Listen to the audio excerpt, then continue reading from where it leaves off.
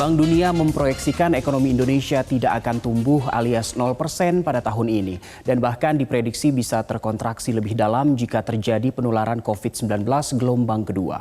Namun pemerintah tetap menjamin ketahanan ekonomi masyarakat dan dunia usaha melalui berbagai skenario stimulus dan bantuan fiskal. Bank Dunia meramalkan pertumbuhan ekonomi Indonesia pada tahun 2020 tidak akan tumbuh alias 0% pada tahun ini. Hal ini diproyeksikan dengan sejumlah catatan, seperti dibukanya kembali kegiatan ekonomi, serta tidak terjadinya penularan COVID-19 gelombang kedua.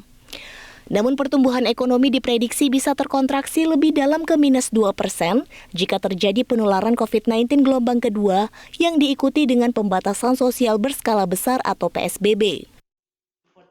Menteri Keuangan Sri Mulyani Indrawati menyatakan bahwa tidak ada proyeksi ekonomi yang pasti di tengah pandemi COVID-19 saat ini. Namun Ani memastikan pemerintah akan mempersiapkan berbagai skenario dalam menangani dampak ekonomi, seperti dengan memastikan ketahanan ekonomi masyarakat berpenghasilan rendah hingga ketahanan dunia usaha. The people, especially the household, the lowest income household, do they have the resilience to deal with this one? Are we going to have a program to make sure that the smallest company or production that can be restored? And that's exactly what we're trying to do to continue identifying who else and where they are. The problem is sometimes we have a good idea on a policy, but implementation is really depend on data as well as the mechanism. Whether we are going to be able to reach the targeted group in a very effective way.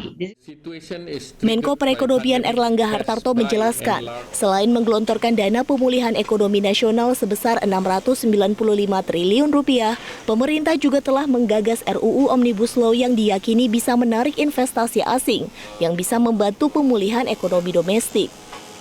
It will send a strong signal to the global community on Indonesia openness for business by removing investment restriction. Is predicted that elimination of foreign equity limits, for instance, could trigger additional 6.8 billion in investment.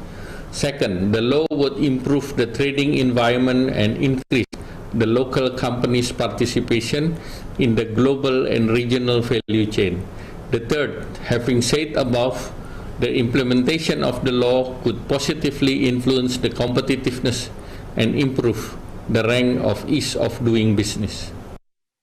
Di sisi lain, pemerintah Indonesia dinilai perlu memperkuat data untuk mempermudah penyaluran bantuan, menjangkau masyarakat yang membutuhkan, serta dalam penerapan program pemulihan ekonomi nasional. The data will not only help you to better target, but to also monitor whether what you are doing is achieving and what it should be doing and reaching those that are needing it and is effective, right? Lebih lanjut, Mari Elka menyarankan agar pemerintah terus menopang daya beli masyarakat serta bekerja sama dengan dunia usaha untuk mencegah pemutusan hubungan kerja. Dari Jakarta, Tim Liputan, Metro TV. Dan jangan lupa untuk subscribe YouTube channel Metro TV News dan juga nyalakan notifikasinya.